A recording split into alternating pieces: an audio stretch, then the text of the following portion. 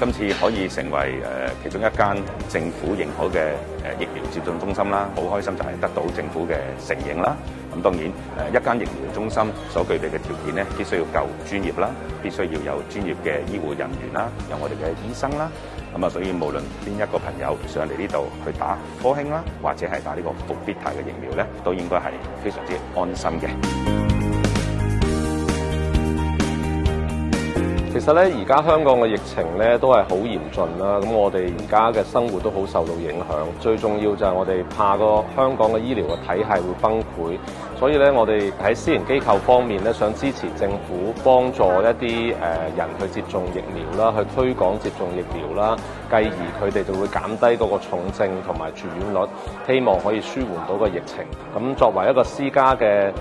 營運者，我哋真係想出一分力去協助公營機構去紓困佢哋而家呢個困局嘅。